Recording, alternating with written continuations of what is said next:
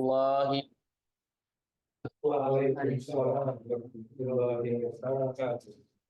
Yang saya hormati Prof. Awalil selaku Ketua Koperasi, Mas Tommy, Mas Al, udah Dantes, Mbak Ima dan Mbak Yayu tadi ya, serta narasumber kita Mas Arta yang ada di Padepokan Antasari, serta teman-teman yang ada di Zoom. Selamat sore. Pertama marilah kita panjatkan puji dan puji syukur atas Allah SWT sudah diberi kesempatan kita berkumpul di ruangan ini dan di link Zoom guna ya sedikit mempresentasikan tentang digital marketing ya. Ini menambah ilmu. Mungkin acaranya nanti narasumbernya adalah Prof dan Mas Arta. Jadi Prof Awalil nanti akan menyampaikan sedikit tentang dunia Telkom ya, dan mungkin Mas Arta nanti tentang digitalnya. Namun saya akan memperkenalkan terlebih dahulu orang-orang besar seperti beliau-beliau ini yang ada di samping saya. Selanjutnya mungkin saya akan memperkenalkan Mas Arta terlebih dahulu kali ya. Ini Mas Artanya. Baik, Bapak Ibu, saya akan memperkenalkan pembawa materi kita hari ini. Ini screen ya. Udah biar dilihatin dong. Ya. Oke. Kalau belum punya istri biar dapat istri. Kalau udah punya istri mungkin ada yang mau lagi kan. Jangan gitu ya. Diwikinya langsung marah. Apalah sampai C ya. Baik Bapak Ibu, ini narasumber kita pada hari ini yang mungkin Mas Arta Fatullah ya namanya ya. Arta Dipta Fatullah. Ini beliau gelarnya cukup lumayan ini. CDMV, sertifikat digital marketing. Apa Mas P-nya ini? Practitioner. Lumayan ini. BNSP ya. Sertifikat. Beliau banyak tempat ini ya yang lumayan ini. Founder Muslim trainer juga di berbagai macam tempat perguruan maupun swasta ya. Di Ketua Yayasan Al Mujahid juga di Tangerang, pembina digital marketing Al Ihsan Bogor, pembina digital LKSA Muhammadiyah Bogor, founder Umat Project ID, trainer nasional The Power of Love When Hijrah, juga trainer juga di pergerakan UMKM desa. Guru nah ini paling penting ini, guru ahlak dan tahfiz. Nah, itu luar biasa. Kayaknya nanti kita udah untuk bagian ini aja nih lagi nih. Khusus ini. Manajer saya ini yang harus diajar. Pembina kawasan saya dan pembina kesiswaan SMA plus di Waul Furqon ya. Nggak usah disebut semua. Itu juga banyak ini kalau disebut, benar juga sih ya. Ya itu sedikit perkenalan dari Mas Arta. Jadi teman-teman yang ada di link Zoom maupun yang ada di sini, saya pikir ini narasumber kita nggak kaleng-kaleng bahasanya. Jadi banyak pengalaman, banyak hal yang diceritakan. Beliau trainer di berbagai tempat. Nah kalau Prof nanti kenalan sendiri, kita udah tahu ketua koperasi kita. Bagaimana beliau ini sudah terbukti ya. Bisa aja kenalannya sendiri kalau Prof. Tapi kalau untuk Mas Harta mungkin bagi teman-teman yang belum tahu, saya sedikit menyampaikan itu tadi. Skillnya lumayan banyak di sini. Jadi nanti perkenalan sendiri untuk menambahkan. Kenapa? Oke, lanjut ya. Begitu, sekian Bapak Ibu. Selanjutnya mungkin ini saya serahkan kepada Prof untuk sedikit menjabarkan tentang materi beliau. Terima kasih Mas Henry. Assalamualaikum warahmatullahi wabarakatuh. Saya sebenarnya tidak memberikan materi, tapi melihat temanya saya ya sedikit semangat untuk berbagi beberapa hal yang mungkin sebagian dari pemirsa belum tahu, yang sudah tahu ya untuk refreshing. Nah, saya sebagai ketua koperasi sangat menghargai kegiatan ini yang oleh manajer koperasi Mas Henry, dan terutama sekali kesediaan Mas Arta ya untuk ini untuk menghidup-hidupkan koperasi ini. Mas Arta, ini koperasi sudah mengadakan beberapa kegiatan, sementara ini belum ada bisnisnya, masih bersifat pendidikan. Insya Allah dalam waktu dekat nanti ada datanya sudah 1.600-an, mudah-mudahan terus meningkat, karena di tengah peran koperasi yang yang agak terpinggirkan ini, mudah-mudahan kita bisa mengangkat kembali. Dan untuk topik kali ini, mudah-mudahan nanti ini sebagian Zoom ini kan adalah teman-teman anggota koperasi, atau ada yang masih calon sih, itu biar nanti ke depannya kalau koperasi ini mau hidup, ya mestinya kan harus terkait dengan persoalan digital ini. Nah, izinkan saya aslinya ekonom ya, jadi saya nggak tahu bisnis sebenarnya, ekonom bukan makro. Nah, tetapi barangkali yang saya pelajari dari peran teknologi komunikasi IT ya, itu di dalam perekonomian itu saat ini memang sedang lagi mengalami peningkatan luar biasa. Tapi saya nggak sampai sana.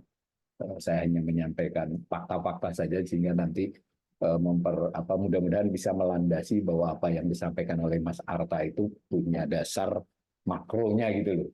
Nah, pertama kita bisa melihat bahwa sebenarnya sedikit biar kelihatan angkanya. Saat ini memang luar biasa ya posisi Indonesia, kecil-kecil. Nah, biar kelihatan angkanya. Jadi penduduk Indonesia yang memiliki akses memiliki telepon seluler itu kan luar biasa itu. Sebanyak 92,35% penduduk di atas umur 5 tahun itu punya HP. Ini perkembangannya. Lalu penduduk cuma 67,88. Tapi kan keluarga kalau ada satu kan sudah berarti satu keluarga, itu hampir 93%. Artinya memang HP itu luar biasa. Lalu nah ini gambaran ininya, dan bahkan kalau kita lihat jumlah HP-nya tuh lebih banyak dari jumlah penduduknya kan. Rata-rata 2. Sini aja banyak yang 2. Henry 4 punya, yang 3 mati tapi. Tetapi tentu kita juga harus melihat tidak hanya kepemilikan. Itu ada juga kota dan desa. Tentu kota masih tinggi, tetapi desa juga sudah mencapai 60%-an. Jadi akses kepemilikan HP di desa juga sudah 60%. Itu tahun 2022 ya, data 2023 belum di-launching oleh BPS. Tetapi memang HP satu hal, sinyal hal lain kan. Dalam hal perkembangan sinyal itu memang masih belum secepat perkembangan HP-nya. Tetapi bagaimanapun sudah lumayan itu. Sinyal kuat sudah berapa itu? Datanya baru sampai 2021 yang bawah itu baru 72%, mungkin di 75% sekarang. Tapi prinsipnya sinyal kuat ada, sinyal lemah ada. Nah, sama dengan Antasari ini, jaringannya kuat tapi pulsa nggak ada. Saya percepat aja. Lalu itu dari sisi kepemilikan telepon genggam. Dari sisi akses internet, penduduk yang mengakses internet itu sudah 86,54%. Data 2022 ya. 2022 apa 2023 itu? 22 ya kayaknya ya. Dikecilin dikit. Ini. 2022. Enggak, ini 2022 ya, belum ditulis angkanya. Jadi 2022. Sedangkan dari sisi itu penduduk 66, dari sisi rumah tangga 86. Bisa dikatakan ini dari data 2022, tahunnya lupa ditulis, itu baru tadi diupdate. Ada makalah lama saya terus saya lihat lagi. Nah, kemudian ini dari sisi desa kota juga ternyata, nah ini kan ini orang, bukan keluarga tadi 80, lalu perkotaan juga kuat, perdesaan masih 56%. Nah, dari yang kanan itu Jakarta memang yang paling tinggi ya. Tetapi yang di atas 50% lebih dari separuh provinsi sudah. Kecuali memang Papua, Nusa Tenggara itu memang masih kecil ya. Tetapi secara umum kita bisa mengatakan yang mengakses internet dalam 3 bulan terakhir, berarti itu data Desember 2022 itu luar biasa lah. Kemudian ada informasi lain lagi, harus dikecilin itu. Skip dulu. Ini boleh dibagi nih nanti, karena ini kan hanya sekedar informasi. Harus skip dulu. Sambil dicarikan, saya baca aja di sini.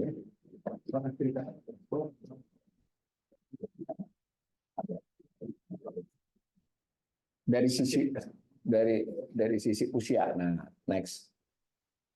Nah, yang kiri dari sisi usia pengakses internet tahun 2022 memang yang terbanyak 25 sampai 49 tahun. Tapi usia 19-24 juga sangat banyak. Dan yang lebih penting yang 50 tahun ke atas juga 11% hampir itu. Berarti itu termasuk saya. Ya enggak? Sebenarnya kalau nanti sebentar lagi ada 60 tahun ke atas, saya masih masuk juga internet. Nah, dari sisi itu mungkin bisa melatari uraian digital marketing ya, bahwa memang hampir seluruh usia sudah mulai merata. Nah, lalu yang di sana, yang di kanan, dari sisi pendidikan, sayangnya ini data BPS ini menurut saya kurang pas. Harusnya kalau data presentasi itu dari populasinya. Ini dari 100% yang akses internet dibagi pendidikannya. Ya itu kan ya memang sarjana sedikit. Nanti kita request lah kepada BPS, saya berkawan baik. Mestinya datanya kan yang sarjana berapa presentasinya, tapi mungkin ada lembaga yang survei juga. Tapi dari sisi ini SMA yang banyak, SD sederajat, yang lebih hebat yang tidak sekolah juga ngakses internet. Mungkin dia cuma lihat itu, semacam itu. Next. Nah, ini mungkin yang paling sangat penting dalam diskusi kita nanti dan bisa dieksplor oleh narasumber kita, itu dari sisi penggunaan. Yang kiri dulu, nanti kanan klasifikasi lain, itu kebanyakan memang masih untuk informasi berita, tapi beriris dengan media sosial. Di tahun 2002 ada dugaan saya tahun 2023 lebih banyak media sosialnya kemungkinan. Karena beberapa survei di luar BPS itu menyatakan penggunaan terbesar itu medsos. Jadi ini memang beriris. Jadi orang pakai internet itu tujuan lebih banyak untuk informasi berita medsos. Tetapi dalam konteks kita ada sudah 20,5% di tahun 2022, mungkin sekarang naik, yang menggunakan internet untuk mencari informasi mengenai barang dan jasa. Kalau saya sudah ini nih, saya penggunaannya, saya berita jarang mau baca, tapi kalau barang nggak mau baca juga ada notifikasi. Karena biasa beli itu kan otomatis dikasih notifikasi, sepatu terutama. Tetapi dalam hal penjualan barang itu masih kecil. Kalau informasi mencari banyak. Tetapi ini makro ya. Sebenarnya peluang itu berapapun, mau 0,% juga asal kita yang dapat nggak ada masalah sebetulnya. Tapi ini karena saya ekonom, saya harus bilang makronya. Dari sisi yang lain di sebelah itu pembagian yang beda ya. Itu memang mayoritas masih untuk hiburan, ya kan. Henry itu selalu nyetel YouTube, nyetel cuma ceramah dong. Hiburan. Ada pembelajaran, nah, ada pembelian sudah 16,51. Jadi kan ini match ini, mencari barang, mendapatkan informasi barang, lalu melakukan pembelian barang, kemudian penjualan barang, nah itu ada yang beli. Tetapi kalau dari digital marketing yang jual masih belum banyak kan? Bukan belum banyak ya, masih kalah jumlah. Jadi jangan-jangan setiap orang sekaligus membeli sekaligus menjual kan? Nah, bisa jadi. Nah, yang bekerja online dari rumah tuh malah kecil. Saya termasuk yang itu, ya kan? Saya itu kerjanya online. Saya coba ada lagi nggak informasinya? Oh ini sekedar omong-omong aja kalau ini. Saya ambil dari sumber apa lupa saya dulu soalnya. Tadi penggunaan media sosial termasuk yang tinggi.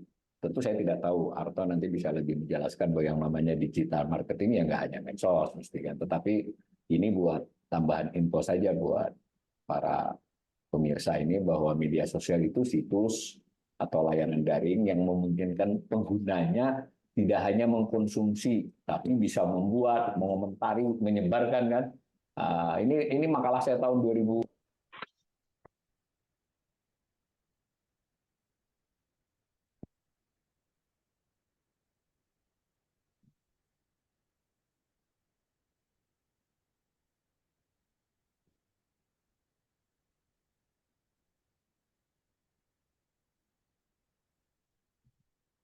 sharing, menciptakan isi, membuat isi, konten kreator ya. Nah, ciri utama media sosial, pesan yang disampaikan bebas tanpa harus melalui suatu gatekeeper ya, editor. Paling bisa di siapa itu di ban ya, kemudian isinya nggak bagus. Tapi kan tidak ditahan dulu kan, langsung keluar.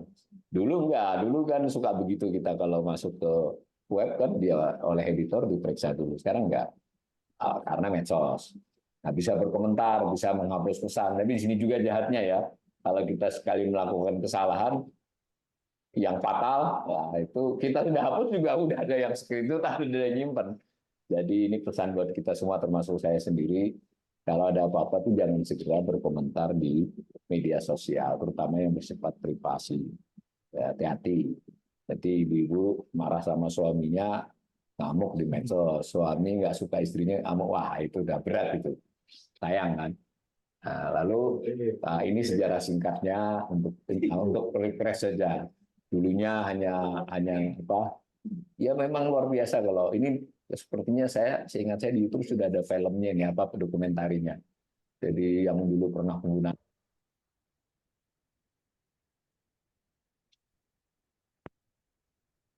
udah ini makalah 2019 ya, jadi masih belum nyebut-nyebut sekarang apa TikTok, snack video, ya macam-macam lah. Instagram, saya Instagram ikut, tapi hanya ekonomi. Twitter saya sudah lama dan juga untuk keperluan ekonomi. Nah, saya nyoba TikTok, bingung saya. Akhirnya saya taruh aja, ya saya lagi nyanyi-nyanyi di TikTok. Jadi awalnya yang versi baru itu ada di TikTok. Buat teman-teman yang belum tahu kalau saya punya TikTok, sengaja nggak saya sebarkan. Karena isinya bukan saya sebagai ekonomi. Tapi bagaimanapun kita melihat sisi yang sangat positif dari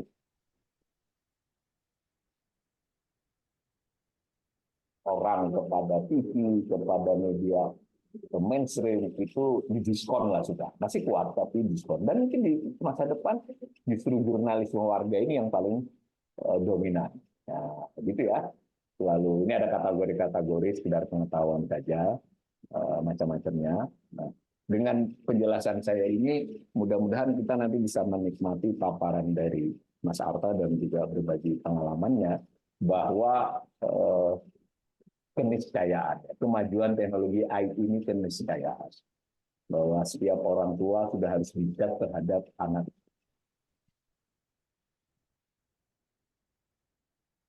Kan adalah mengedukasinya.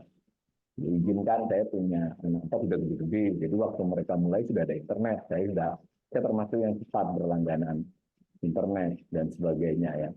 Nah, tetapi alhamdulillah saya beruntung dulu waktu saya anak masih kecil-kecil, saya terutama istri saya sih sponsornya aja. Itu mengenalkan anak internet yang pertama itu adalah untuk mengerjakan PR.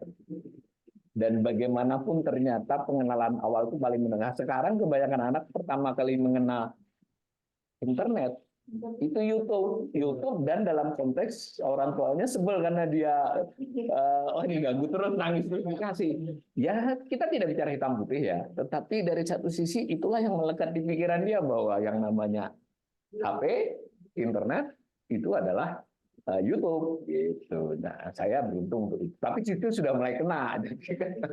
Padahal dulu ibunya saya ajari itu. Nah, cucu saya kecil-kecil sudah nonton hiburan di YouTube. Tapi terlepas dari itu tetap saja asal orang tua pandai yang mengatur entah jamnya, waktunya, entah tontonannya. Tetap ini keniscayaan. Jadi tidak mungkin kita menghindari. Nah, dalam konteks pembicaraan kita kali ini tidak hanya soal edukasi, tetapi dulu kita sempat berdebat panjang ya. Peradaban ini sering berdebat panjang karena apakah perempuan boleh keluar rumah, apakah perempuan boleh bekerja dan sebagainya. Sebenarnya terpecahkan kan dengan ini bahwa perempuan bisa bekerja tanpa harus sering keluar rumah, itu sudah terpecahkan.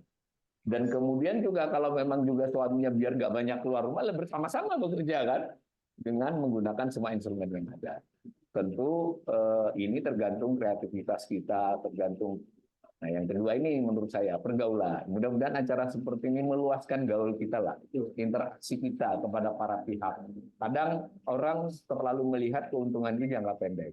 Saya mau datang, saya mau ikut, ada keuntungannya enggak, ada duitnya enggak. Kalau sebenarnya kalau network itu kadang tabungan ya, investasi. Dengan kita banyak kawan, kita punya reputasi baik, Dan dengan demikian juga mengingatkan kita, saya katakan tadi, ini kan jejak digital ini luar biasa. Sekali kita melakukan ketidakjujuran, itu sulit. Nah, jadi kalau nanti meskipun tentu dijelaskan oleh Mas Arto, buat saya disinilah kesempatan perdagangan yang lebih jujur. Tentu masih banyak penipuan sampai sekarang, tetapi cepat atau lambat ini instrumen yang sangat efektif untuk membuktikan orang yang jujurlah yang akan memiliki kesempatan lebih banyak.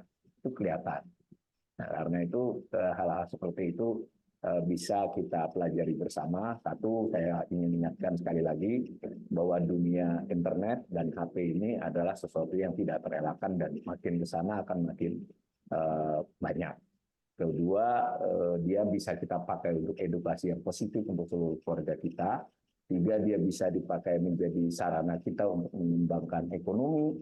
Ya, kita bisa berbisnis, sekurang-kurangnya kalau kita belanja juga menjadi lebih keluarga yang lebih beraturan belanjanya. Jadi ibu-ibu kalau ke mall kan suka nggak bisa menahan diri. Tapi ternyata dengan internet lebih tidak bisa menahan diri lagi. Cuma sebenarnya kan, tetapi kan terkontrol mestinya. Kita terrekod kan kita. Ada rekodnya itu ada kesempatan untuk evaluasi terlepas dari persoalan judi online yang makin marak. Ini juga saya percaya para peserta Zoom ini tidak ikut yang judi online, tapi mungkin ada keluarganya, kenalannya, dengan pengetahuan kita mungkin kita bisa ikut urun atau mengingatkan dan lain sebagainya. Selamat berdiskusi. Sekali lagi terima kasih Mas Arta yang bersedia menemani kami, mudah-mudahan menjadi amal jariah beliau ya. Sesuai namanya Arto, mudah-mudahan beliau juga segera menjadi makin kaya dan sukses di menolong banyak orang lain. Assalamualaikum warahmatullahi wabarakatuh. Waalaikumsalam warahmatullahi wabarakatuh. Dikirim PowerPoint. Terima kasih Prof sudah memberikan pengantar tentang dunia digital. Nah, ini mungkin sudah waktunya kita nanti untuk Mas Arta untuk menyampaikan strategi marketing mengenai digitalisasi. Bagaimana trik-triknya, mungkin ini akan diungkap oleh Mas Arta nantinya, sesuai dengan pengalaman beliau. Jadi Bapak Ibu yang ada di link, mohon bersabar, nanti ada sesi pertanyaan, mudah-mudahan ini nanti menjadi bekal untuk berselancar di dunia marketingnya ya. Ya, silakan Mas Arta. Baik, terdengar? Terima kasih. Baik, sebentar bikin share untuk dahulu.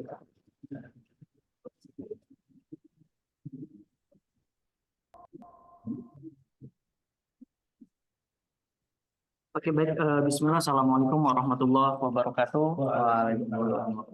Pertama saya ucapkan terima kasih kepada Prof. Awali yang alhamdulillah juga sudah hadir dalam kesempatan ini untuk sama-sama diskusi, memberikan manfaat tentunya untuk masyarakat kita agar lebih mendapatkan wawasan yang banyak. Terima kasih oleh Mas Henry yang juga sudah mempersilahkan saya dan rekan-rekan semua yang hadir satu persatu di ruangan ini tanpa mengurangi rasa hormat, tidak bisa saya sebutkan satu persatu.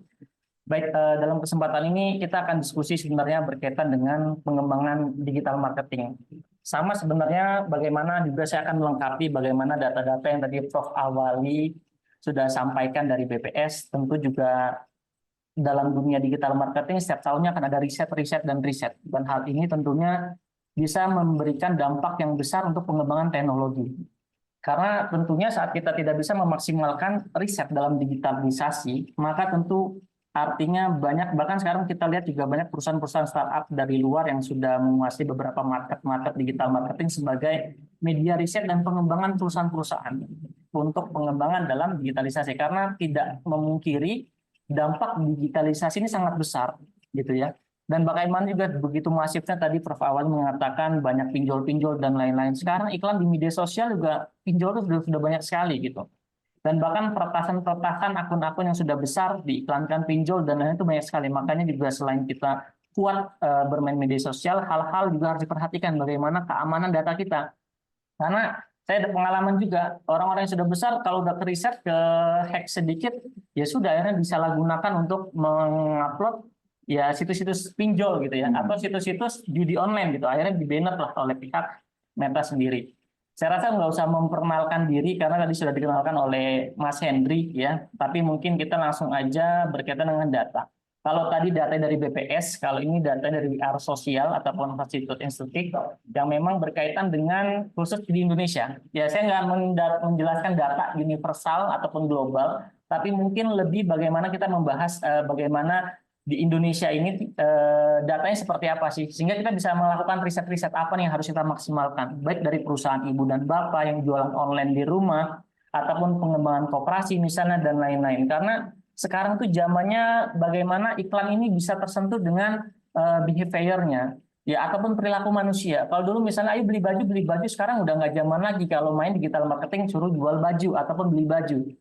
Tapi bagaimana perilaku orang yang suka beli baju mahal, beli baju murah, perilakunya seperti apa, maka hal-hal tersebut yang akan muncul. Ataupun orang-orang yang suka investasi, orang-orang yang suka properti, dan lain-lain. Nah, kalau kita lihat misalnya di data kita di sini ya, tadi mungkin Prof. Alwi sudah menyampaikan ya, bagaimana populasi di Indonesia saat ini 278,7 juta ya. Bagaimana juga ternyata benar konektivitas di hub-nya lebih tinggi daripada jumlah populasinya gitu ya. Ya memang betul gitu ya. Dan bagaimana juga sekarang akses internet sudah mulai banyak ya, sosial media yang sudah menggunakan sudah mulai banyak. Ya, artinya ini data yang memang perlu kita cermati dan kita analisis ya, khususnya bagi perilaku-perilaku usaha, bahkan perusahaan, bahkan pemerintah sebenarnya ya, untuk bisa memaksimalkan bagaimana edukasi kita ataupun bagaimana memaksimalkan usaha-usaha kita untuk memaksimalkan dalam kondisi tersebut. Ya, ya sama ini berkaitan dengan umur ya, tadi disampaikan juga oleh Prof. Awali ya. Nah, mungkin datanya sama ya, kita juga lihat nih, ini sampai 100 tahun bahkan ya. Ya, ini memang mungkin risetnya lebih general dan universal sebenarnya. Nah, dari mulai 0 sampai 4 tahun saja bahkan anak-anak kita ini sudah dipancing gadget gitu ya. Karena ya tadi dengan hegemoni saat ini masyarakat yang sudah ibu dan bapak bekerja, akhirnya pelampiasan untuk aktivitas anak-anak ya kalau dulu ada TV gitu ya. Kalau sekarang dikasih HP ya untuk download game dan lain-lain, dan memang ini akhirnya bisa memaksimalkan. Makanya kenapa kita kalau bicara generasi emas tahun 2025 tahun 2050 nih, ya memang nih kunci keberhasilan negara kita di umur 49 sampai sini nih. Karena populasinya banyak gitu ya. Ataupun di populasi 20 sampai dengan 29 saat 2050 saat kita memahami riset-riset bagaimana ilmuwan-ilmuwan kita mengatakan jumlah populasi di masyarakat Indonesia yang muda itu sangat banyak sekali sehingga memberikan dampak yang besar buat negara kita, maka hal-hal ini sebenarnya yang harus kita lakukan baik dari masyarakat kita, pemerintah, menguatkan bagaimana digital ini bisa dikembangkan dengan baik sehingga peranan pemuda-pemuda saat ini nggak habis waktu untuk main game atau judi online gitu ya dengan cara instan gitu ya. Ya ini sederhana aja bagaimana juga media sosial digunakan di perangkat sampai dengan 96%, di desktop 84% dengan populasi dan lain-lain. Nanti insya Allah kita kirimkan juga data-datanya. Dan ini daily ya, bagaimana juga waktu masyarakat kita ternyata sudah sampai seperti jam kerja gitu ya, hampir 7 jam sampai 7 jam 38 menit aktivitas yang digunakan untuk menggunakan media sosial ataupun berselancar di internet seperti itu.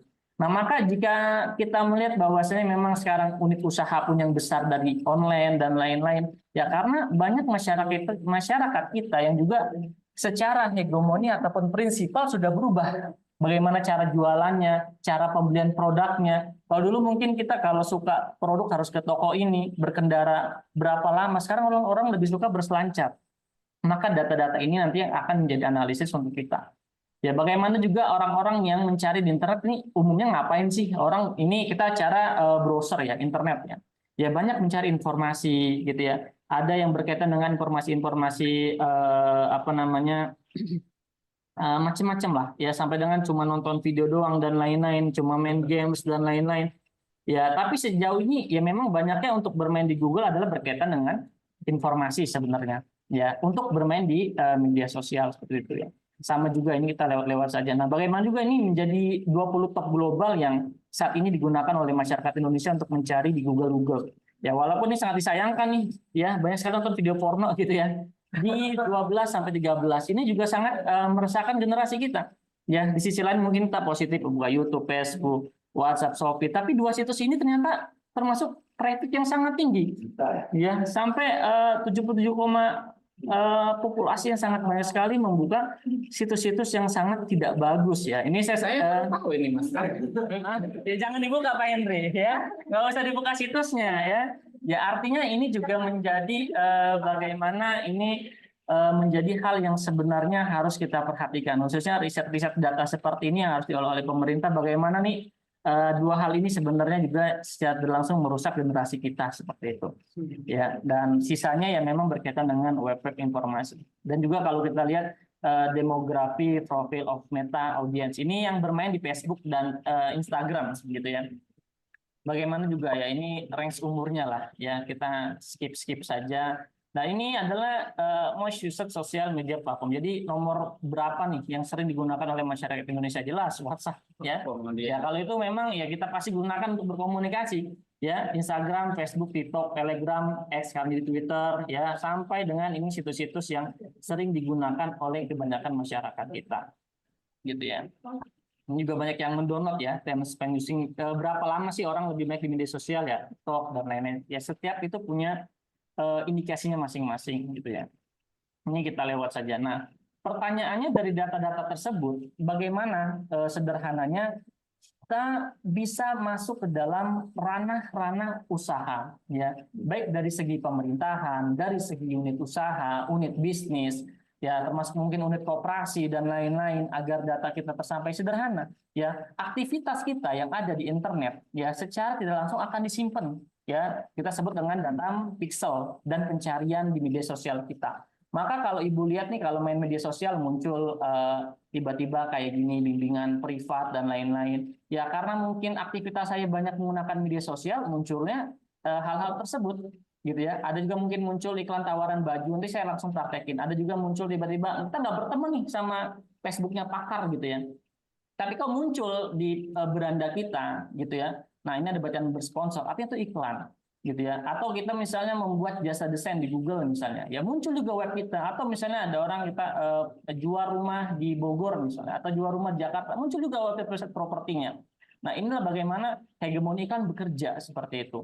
Dan artinya bagaimana sederhananya kita menjangkau orang-orang yang tidak kenal dengan kita. Kalau dulu kan orang nonton TV, kalau sekarang ini lebih mudah iklan di media sosial ataupun di Google. Kenapa? Ya orang pakai device-nya muncul produk tawaran kita gitu ya. Nah, di iklan nih misalnya gitu ya, muncul juga tawaran pembelian mobil, pembelian kendaraan dan lain-lain ya, sederhananya seperti itu. Nah, mungkin kalau misalnya kita buka Facebook lah contoh ya.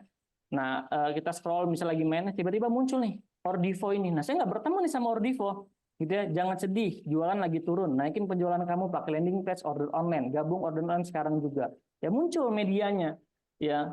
Bagaimana orang akhirnya tidak berteman dengan kita, tapi bagaimana produk kita ataupun pelayanan jasa kita akan muncul kepada orang-orang yang tidak berteman dengan kita, dengan segmentasi bagaimana karakter kita di media sosial. Sederhananya kalau mungkin sering sederhana deh, kalau kita lihat Instagram ya, munculnya di saat lihat story dan bukan story ya, feed pencarian ya, itu misalnya tentang goyang-goyang aja, mungkin kita sering asik tuh ya, sering lihat yang video berjoget-joget, ataupun tentang edukasi-edukasi muncul, atau tentang politik muncul tentang politik, yaitu bagaimana algoritma media sosial bekerja sebenarnya. Kita scroll lagi ke bawah, mungkin niatnya lagi main, oh ada iklan dari Tokopedia, iklankan produknya seperti itu. Kita scroll lagi ke bawah, mungkin misalnya tiba-tiba muncul lagi ya, karena ini beda mungkin dashboard Facebook saya dengan Facebook Ibu dan Bapak, karena mungkin aktivitas saya banyak digitalisasi, maka penawarannya lebih banyak paket-paket digitalisasi. Tapi mungkin saya tadi Prof awal suka beli sepatu misalnya, tapi muncul nih ya, lagi main Facebook, Instagram, oh ya ada gambar sepatu nih gitu ya, akhirnya tertarik, check out, order gitu ya, dan lain-lain. Ya ini hegemoni bagaimana saat ini. Jadi sederhananya adalah media sosial itu bukan hanya berkaitan dengan penjualan sebenarnya, tapi sekupannya luas ya. Misalnya mungkin pemerintah ingin memberikan edukasi, bisa dengan, bahkan di zaman politik juga gila-gilaan bagaimana bermain media sosial untuk media iklan gitu ya. Nah ini sederhananya Ibu Bapak sekalian ya, bagaimana kita memaksimalkan ya, ataupun jika kita lihat bagaimana data itu bekerja ya, inilah makanya biasanya ini harus kita maksimalkan. Nah pertanyaannya bagaimana kita bisa memaksimalkan ini semua. Ya, bagaimana kita bisa melalui ini semua. Tapi bagaimana mungkin dalam pertemuan ini saya cuma ngasih informasi-informasi saja. Tapi untuk prakteknya, kita misalnya gimana cara beriklannya, gimana kita set up Facebook Ads-nya, dan lain-lain. Saya rasa mungkin tidak kita sampaikan hari ini karena mungkin pasti keterbatasan waktu seperti itu. Tapi mungkin nanti bisa kita lanjutkan di sesi-sesi selanjutnya. Tapi bagaimana sederhananya Ibu dan Bapak memahami bahwasanya konsep berjualan itu bagaimana kita mengkreat perilaku ya masyarakat untuk memunculkan produk-produk kita, baik di bidang jasa, di bidang pendidikan, termasuk produk retail ataupun dalam sesi penjualan seperti itu. Nah, mungkin ini biar nanti nggak kaku, Bang Henry, mungkin sebelum kita bahas nih alur digital marketing itu kayak gimana, mungkin sampai sini kalau ada pertanyaan boleh, biar nggak apa namanya, Biar nggak lupa gitu. Iya, jadi kita ini dasar-dasarnya aja ya. Setelah saya tadi melengkapi data sebenarnya, tadi karena Prof. Al-Walid juga bicara dengan data, saya juga melengkapi dengan data dari penelitian. Nah, mungkin udah ada kegambar bagaimana media-media itu bergerak. Nah, mungkin sebelum kita bahas ya alur kerja digital marketing sampai dengan memaksimalkan di dunia digital marketing seperti apa. Nah, mungkin bisa ketika ada pertanyaan, ya baik mungkin ke saya ataupun ke Prof. Al-Walid, tapi selanjutnya nanti kita akan bahas ya bagaimana sih meningkatkan tadi brand awareness dan penjualan berkaitan dengan mungkin jasa juga ataupun produk dan lain-lainnya seperti itu. Baik, terima kasih. Saya buka langsung sesi tanya jawab. Mungkin ada teman-teman yang di link maupun yang ada di sini. Itu ada pertanyaan atau unek-unek yang ada di pikirannya, ya silakan bertanya. Saya pikir ini kesempatan kita untuk menggali lebih dalam tentang dunia digital. Jadi untuk Bapak Ibu yang ada di link Zoom maupun yang ada di sini, dipersilakan. Siapa tahu nanti bisa dijawab oleh narasumber maupun Prof atau bisa dibantu sama teman-teman yang ada di sini juga. Silakan. Boleh, Pak. Boleh. Boleh dulu ya. Silakan, Bunda. Ya. Assalamualaikum warahmatullahi wabarakatuh. Waalaikumsalam warahmatullahi wabarakatuh. Saya hormati Profesor Al-Walid, Ketua Kreasi Pendidikan sekaligus motivator. Sharing-sharing lah, Pak. Ini yang disebut motivator, Pak. Ekonominya bukan hanya di ekonomi aja, banyak sebenarnya. Insya Allah mudah-mudahan dengan beliau aktif kita mendapatkan beliau dan juga para teman-teman yang lainnya. Di dalam hal ini topiknya adalah digital marketing. Nah, ini sangat menarik. Kenapa? Karena mulai tahun 2000 ke atas sampai hari ini sangat banyak, bro.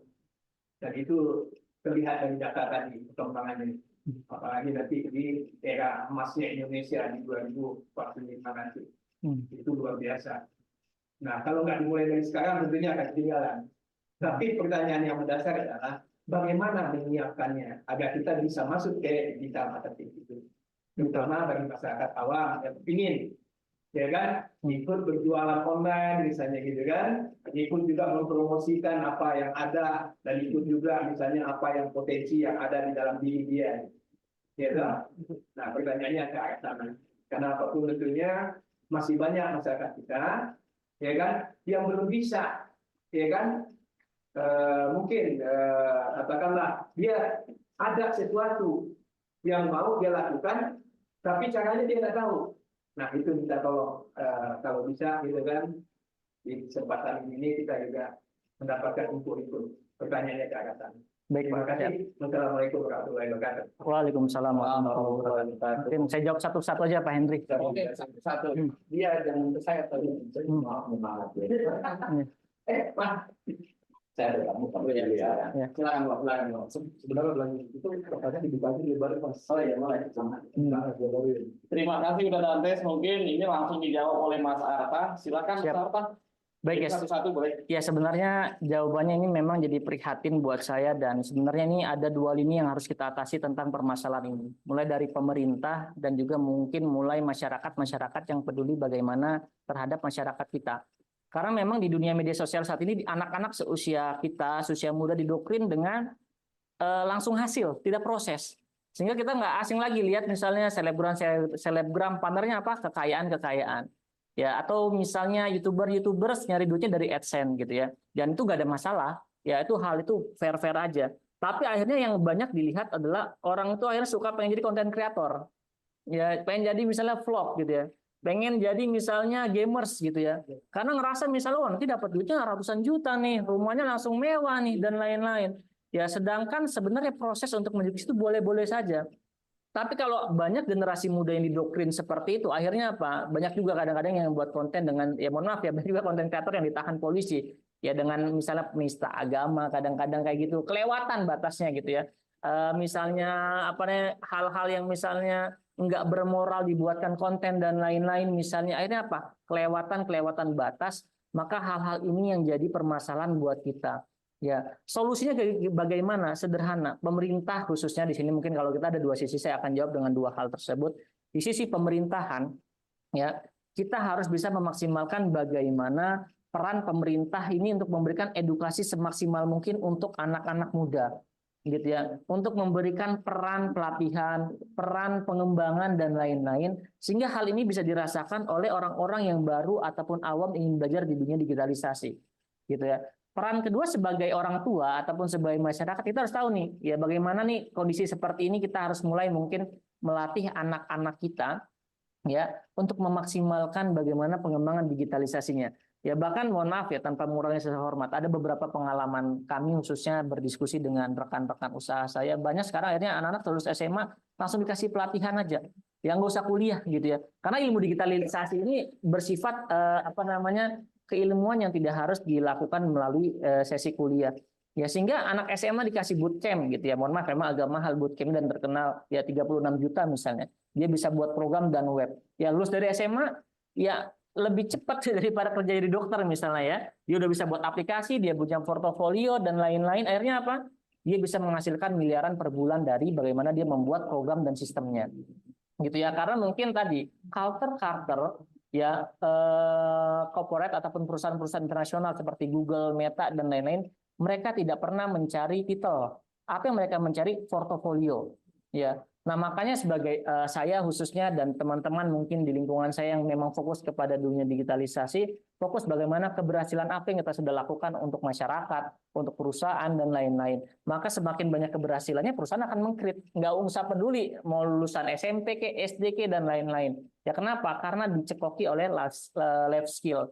Nah, karena berkaitan digitalisasi ini berkaitan dengan kemampuan, bukan keilmuan. Karena kalau teoritis sama seperti ini, kita sama-sama belajar. Tapi berkaitan dengan kemampuan, maka harus ada ruang pembelajaran. Makanya kita di sini saya juga banyak nih melatih pesantren-pesantren, mahasiswa-mahasiswa di IPB juga termasuk mohon maaf ya, dosen-dosen juga. Ya, kenapa dosen-dosen yang mau pensiun tuh, walaupun mungkin rekeningnya masih oke, tapi juga mau belajar karena mikir biar dapat pemasukan. Karena semangat mencari rezekinya masih tinggi. Ya, artinya di sini pondasi utamanya bagaimana kita bisa menghadirkan anak-anak kita, generasi muda, ya bahkan generasi tua old pun harus semangat mungkin melek berkaitan dengan pembelajaran. Mungkin seperti itu, Pak. Ya, sederhana teori, sebenarnya teorinya gampang, tapi prakteknya yang susah sebenarnya. Gitu ya. Itu mungkin Bang Hendri.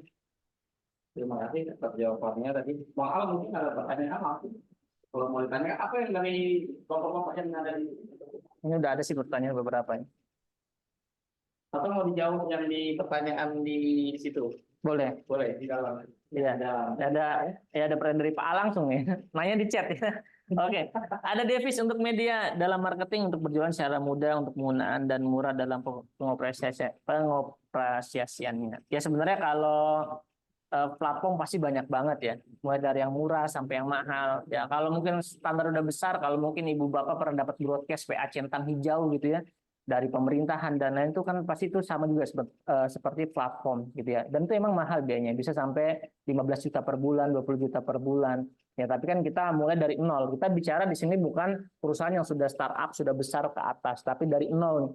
Ya, kita mulai dari hal-hal yang sederhana. Banyak sebenarnya platform yang bisa gunakan. Sama seperti misalnya saya ada platform ya ini yang murahnya ya. Misalnya aktivitas saya bagaimana membroadcast 1.000-2.000 orang per hari gitu ya. Dan saya juga punya data 30.000 nomor yang bisa saya blast gitu ya sebagai database sentral gitu ya.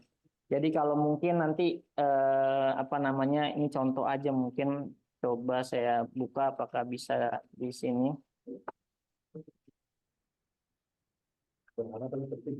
Iya, sederhana tapi penting. Ini contoh aja tools yang kaitan dengan WA ya. Nanti ada lagi terus berkaitan dengan iklan dan lain-lain.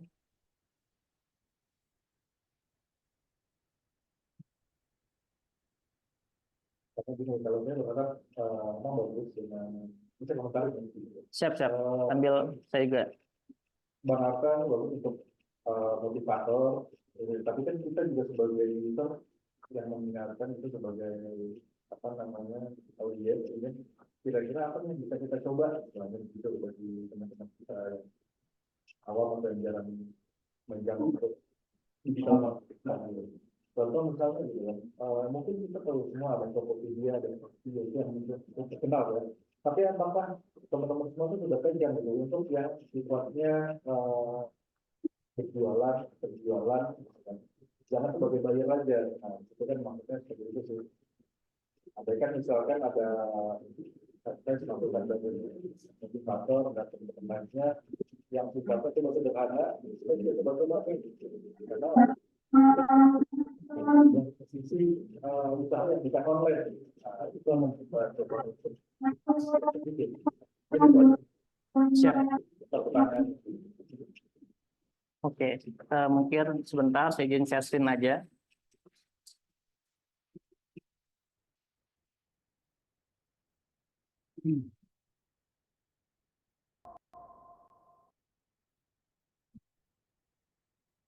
Oke, tadi kalau kita bicara platform banyak banget ya sebenarnya. Saya nggak di-endorse nih sama platform ini ya, tapi ini cuma platform bagaimana saya mengelola. Misalnya ini sinyal di sini jelek ya, karena mungkin sampai ini ya.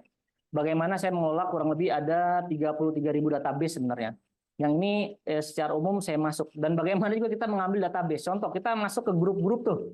Ya, secara otomatis kita bisa menyimpan nomor di grup itu pakai sistem gitu. Namanya, nomornya, dan lain-lain. Jadi kalau kita broadcast tuh dengan sistem saya, misalnya kita bisa menyebut namanya. Selamat sore, Bapak Henry, sedang apa kabarnya sehat. Ya kan kalau kita ngetik namanya salah satu kan capek. Ya, dan bagaimana saya membroadcast ribuan orang dengan menyebutkan namanya dan lain-lain. Oh, ini kok tahu nama saya dan lain-lain. Nah, ini bagaimana juga contoh platform yang kita gunakan di sini WhatsApp, contoh untuk pengembangan WhatsApp ya. Ini list-listnya bagaimana misalnya contoh saya buat broadcast, misalnya saya ada pelatihan di sini gitu ya. Nah, ini otomatis misalnya Assalamualaikum bla bla bla, di sini Bapak Ibu setelah kemarin mengikuti pelatihan webinar Scale Up Yayasan, ini udah disebutin namanya dan lain-lain. Kita broadcast misalnya nggak banyak sih ini ya, cuma ke 45 yang sudah daftar untuk follow up. Karena juga nanti kita bicara platform juga harus mengerti bagaimana pengembangannya. Karena platform yang bagus kalau nggak dikerjain ya sama aja. Ya, ini sederhananya aja. Ini kaitan dengan bagaimana memaintenance WA. Jadi aktivitas kita itu bisa WA sehari 3.000 orang, 2.000 orang gitu ya. Tapi dengan sistem ya, kalau kita chatting satu-satu, betapa capeknya. Jadi sederhananya tadi yang Pak Al sebutkan, sebenarnya platform adalah cara kita untuk memudahkan proses digitalisasi. Karena kalau tanpa bekerja sama ataupun tidak menggunakan platform, saya rasa pasti endingnya akan berat sekali untuk pengembangan. Tapi tentu platform itu kalau saya sampaikan, ada yang murah sampai dengan yang mahal. Gitu ya. Akhirnya kembali dengan kebutuhan dan kondisi usaha kita sebenarnya Bang Henry dan rekan-rekan sekalian. Seperti itu mungkin Mas Al ya. Oke, terima kasih. Selanjutnya mungkin masih ada lagi pertanyaan tadi satu. Ini saya mau jawab pertanyaan dulu ya sini ya. Dari Bang Yani nih, Bang, ningkatin penjualan di online bagaimana ya? Sudah coba di IG dan FB belum sesuai ekspektasi produk saya Tupperware. Memang saya termasuk gaptek Pudet. Biasanya paling banyak offline-nya. Ya, tadi saya sampaikan. Di awal bagaimana misalnya Tupperware Mas nih saat diiklankan muncul kepada orang-orang yang pengen beli Tupperware. Nah, di situ kadang-kadang yang kita cari itu bukan, jadi gini, kalau kita mungkin saya jelaskan biar lebih enak. Kita izin share screen.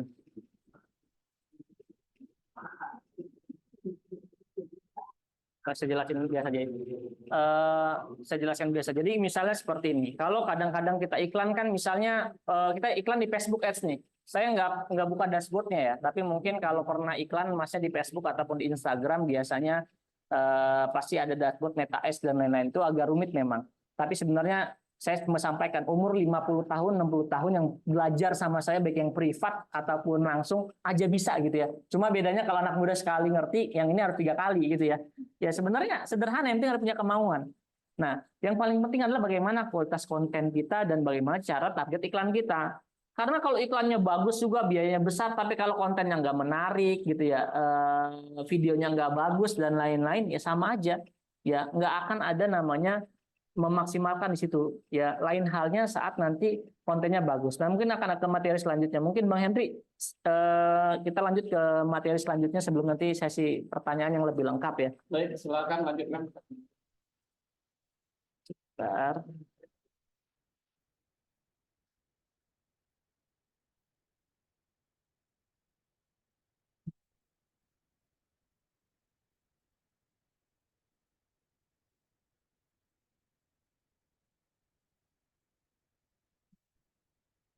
Oke, mungkin kita akan lanjut lagi kepada materi karena ini berkaitan juga di pengembangannya. Kalau tadi kan data dan diskusinya. Nah, bagaimana sih alur kerja digital marketing untuk meningkatkan brand awareness dan penjualan? Nah, kenapa saya sebut juga di sini sebagai brand awareness? Ya, karena pada induknya sebuah bisnis itu nggak akan kuat kalau memang brand kita nggak kuat. Jadi kuncinya di sini. Baik itu bersifat jasa, bersifat perusahaan dan lain-lain, pasti akan ke arah ke situ. Ya, sebagai catatan, brand awareness sebagai kunci keberhasilan bisnis yang saya sebutkan. Brand awareness adalah sejauh mana target pasar mengenal dan mengingat brand kita. Penting untuk membangun kepercayaan, loyalitas, dan pengenalan brand di pasar. Bagaimana kalau zaman dulu kita didoktrin sama permen Kopiko iklannya gitu ya. Ya minum ya subus, kita ingat-ingat sekali gitu ya nyanyinya. Bagaimana juga itu berkaitan dengan konten, bagaimana orang tuh tetap tahu Kopiko makan 2 permen seolah-olah makan 1 kopi gitu ya. Nah, itu terngiang-ngiang, itu sederhananya aja ya. Bagaimana juga kita brand itu bukan cuma jualan, tapi bagaimana juga kita bisa memaksimalkan bagaimana brand yang kita bangun, baik dari sifatnya perusahaan di usaha online kecil-kecilan di rumah, homemade ataupun nanti bersifat bisnis skala besar. Nah, ini yang bisa kita maksimalkan. Ya, yang jelas adalah bagaimana juga langkah 2 menetapkan tujuan yang spesifik dan terukur. Ya, maka menetapkan tujuan yang spesifik dan terukur. Contoh misalnya, kita harus punya target yang jelas dan target ini nanti bisa kita maksimalkan ya atau bisa konsultasi dengan saya langsung misalnya. Ya, saya pengen ini meningkatkan pengenalan brand di media sosial hingga 30% dalam 3 bulan. Nah, maka bagaimana kita memaksimalkan ini? Ya, atau saya gimana cara mendapatkan 2000 nomor yang bisa saya olah untuk database saya. Nah, disinilah bagaimana peran digitalisasi, digital marketing, melakukan riset, melakukan uji coba untuk memaksimalkan data-data tersebut. Sederhananya adalah ini juga harus kita pahami, kita kadang-kadang nggak harus menguasai semuanya. Tapi mungkin saya loncat nih ke materi selanjutnya. Ini kayak puzzle kayak gini. Ya, kalau kita punya bisnis, ya kita nggak bisa kerja sendirian, capek. Ya, tapi kita bisa sama-sama berkontribusi. Misalnya, saya punya bisnis sih, saya butuh tim planning, saya butuh tim manajemen, saya mungkin butuh tim digitalisasi dan lain-lain. Ya sudah, kita sama-sama. Karena kalau kita kerja sendirian, semuanya belajar dari awal sampai akhir susah. Ya, misalnya ibu-ibu punya usaha nih, bapak-bapak punya usaha yang memang sudah besar ataupun baru kecil, mau kerjasama lah sama Mas Arta misalnya atau sama saya misalnya, oke, sama-sama. Dan di sinilah bagaimana puzzle itu saling melengkapi untuk lebih kuat sebenarnya. Gitu ya. Nah, sama juga bagaimana kerja digital marketing secara spesifik misalnya. Meningkatkan followers media sosial yang dari 10.000 followers kita misalnya menjadi 20.000 dalam 6 bulan. Gitu ya. Nah, ini kan ada cara-caranya dan bagaimana konsistensi kita bisa sampai ke angka itu. Ya, dan ada pasti strategi yang akan kita lakukan. Nah, kita juga harus melakukan penelitian target audiens kita, memahami siapa target audiens kita, ya mengidentifikasi preferensi, kebutuhan dan perilaku online mereka. Sama.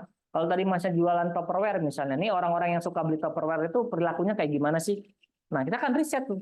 Karena kalau misalnya masih iklan nih, iklan targetnya yang suka Tupperware misalnya, ataupun tempat makan, yang muncul bukan cuma orang yang beli Tupperware, tapi sales-sales juga. Gitu ya, karena dia secara algoritma di media sosial dia nyari-nyari buka-buka tentang seperti itu, sama kayak iklan properti misalnya, jual beli rumah yang muncul tuh bukan cuma orang yang pengen beli rumah, tapi agen-agen, sales dan lain-lain. Artinya apa? Boncos biaya kita iklannya. Ya harusnya tertarget dengan orang-orang yang membeli produk kita, tapi muncul juga sama sales juga. Dan iklan nggak bisa kita kontrol seperti itu. Makanya harus kita lakukanlah perilaku, gitu ya. Contoh misalnya saya pernah mengiklankan properti misalnya. Yang saya cari adalah apa? Orang yang punya iPhone 14 Pro misalnya. Kok nggak nyambung sama properti? Ya nggak ada masalah. Berarti saya menandakan mungkin orang yang punya iPhone ini secara ekonomi sudah bagus nih. Jadi hanya muncul di AP iPhone aja tertentu, gitu ya. Dan itu bisa kita target. Ya memang kita nggak menargetkan properti, tapi kita menargetkan perilaku orang-orang yang memang secara ekonomi sudah bagus. Ya, nah ini contoh-contoh sederhana aja. Yang ketiga adalah bagaimana strategi konten yang relevan tadi. Kita iklannya bagus, strateginya bagus, kalau kontennya biasa-biasa aja ya sama aja. Nah, di sini bagaimana juga kita bisa memaksimalkan hal itu. Ya, enaknya kita diskusi aja. Selanjutnya, ya ini bagaimana kita memilih platform. Nah, kita mau iklan di mana nih? Di Instagram, di TikTok kah, di Facebook, beda-beda. Di TikTok itu rata-rata pasti banyak anak muda gitu ya. Nah, kalau kita jualan rumah di TikTok, sayang duit kita, gitu ya. Orang yang TikTok nyari happy, nyari hiburan gitu. Ya, tapi kalau iklan rumah di mana idealnya? Ya di Facebook, di Instagram. Orang-orang tua masih suka lihat kajian di Facebook misalnya. Kalau untuk target bahkan lebih besar itu di Facebook sebenarnya. Untuk memang berkaitan dengan misalnya jualan rumah dan lain-lain. Karena memang masih banyak generasi-generasi 40 tahun ke atas itu masih suka main Facebook daripada main TikTok. Gitu ya. Tapi kalau misalnya kita jualannya skincare, jualannya sepatu-sepatu di TikTok makin bagus. Kenapa? Karena masyarakat anak-anak muda banyak di situ berkumpulnya. Gitu ya. Jadi kita pilih platform yang tepat ya. Nanti tentu ada platform Tokopedia, Shopee dan selanjutnya. Ya, kedua tadi kita bisa bekerja sama dengan tim yang profesional. Yang saya bilang tadi kita nggak bisa bekerja sendiri, tapi kita bisa sama-sama melengkapi puzzle-puzzle ini ya.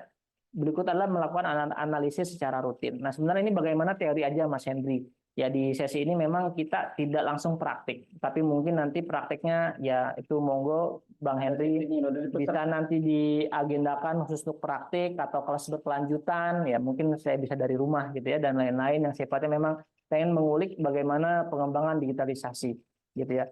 Mungkin itu sederhana Bang Henry materi kita ya. Selanjutnya kita sesi tanya jawab aja, diskusi ya agar nanti lebih nyaman. Demikian mungkin Bang Henry kalau ada pertanyaan dari rekan-rekan sekalian. Sebelum masuk diskusi, mungkin saya akan menginformasikan para teman-teman yang di Zoom maupun yang ada di sini. Yang pertama itu mungkin mengenai bahwa kegiatan seperti ini itu akan kita laksanakan setiap minggu. Sabtu minggu biasanya kita melaksanakan kegiatan. Kemarin kita melaksanakan kegiatan pariwisata ya, apa segala macam gitu. Biasanya tiap minggu kita mengadakan. Nah, ini plan yang akan ke depan, yang akan direncanakan oleh koperasi itu mungkin Sabtu depan itu ada seminar lansia bebas nyeri otot, hidup lebih sehat, berkualitas serta optimal. Jadi itu materinya untuk minggu depan. Dan selanjutnya minggu depannya lagi ada mengubah internet menjadi pendapatan atau solution internet finance ya. Selanjutnya mungkin, nah ini mungkin yang dimaksud Mas Arta tadi, kita akan mengadakan sesi lagi untuk sesi yang kedua mungkin. Dan ada pesanan juga ini di chat, tapi pribadi chatnya, bahwa kita sudah menyiapkan ibu-ibu untuk mendatangkan Mas Arta, belajar dengan lewat medsos, belajar dagang lewat medsos ya, bagaimana caranya. Ini mungkin nanti tema yang akan kita pilih selanjutnya. Jadi ini kita langsung buka sesi untuk pertanyaan dari teman-teman, mungkin yang dari Zoom. Silakan kalau misalkan ada yang mau dipertanyakan, Mas, suaranya bisa di situ. Oke, silakan Bapak-bapak atau Ibu-ibu yang ada di Zoom. Mungkin saya jawab nih Pak, yang pertanyaan yang udah ada di Zoom ya. Di Zoom. Mungkin nanti kalau materinya sudah di Pak Henry ya Pak, nanti minta aja di grup. Bisa. Nah, pertanyaan ke ini lebih detail nih. Bagaimana mengoptimalkan SEO dalam digital marketing untuk meningkatkan profit? Ya, SEO ini biasanya suka nulis nih. Ya, bagaimana orang nyari di Google informasi tips hidup sehat, muncul artikel kita. Kalau webnya udah bagus, ada iklan di situ dan lain-lain.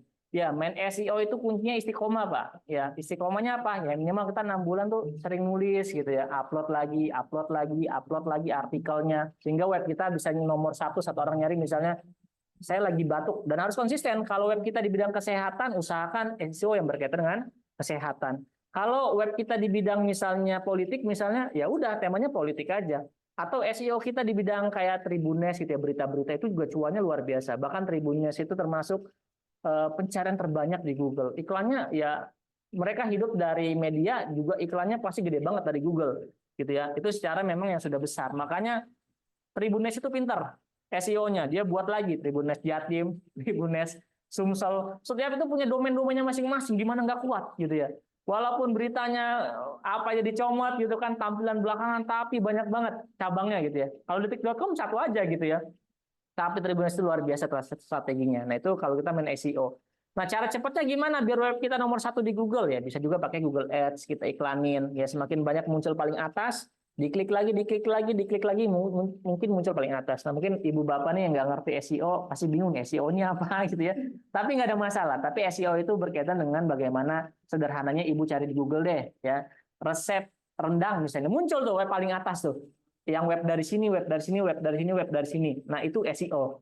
Ya, bagaimana kita membuat artikel istiqomah muncul paling atas. Semakin banyak yang ngeklik, banyak yang baca, ada iklan di situ. Kita sebut dengan Google Ads lah, ataupun Google AdSense. Sama yang kayak misalnya YouTube lah. Bedanya di YouTube itu munculnya di video, kalau itu munculnya di web kita. Sederhananya kayak gitu. Dan itu emang ada aturannya dari Google Ads-nya ya, mulai dari kunjungannya sudah mulai banyak dan lain-lain. Nah, mungkin itu ya, Mas Bintang Mangkau ya. Siap. Yang lain boleh kalau ada yang tanyakan. Enaknya diskusi Pak kalau digital marketing. Kalau teori pusing dan enak langsung praktek biasanya.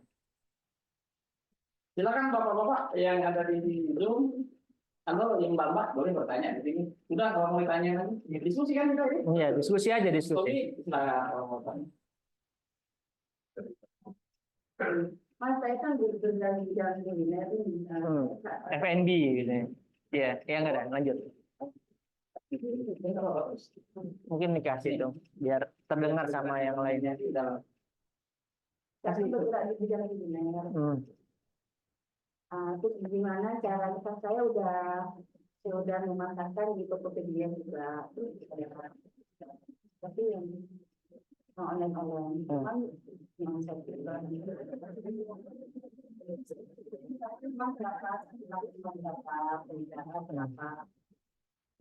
apa sih? Berapa aja penjualan? Produknya apa, Bu?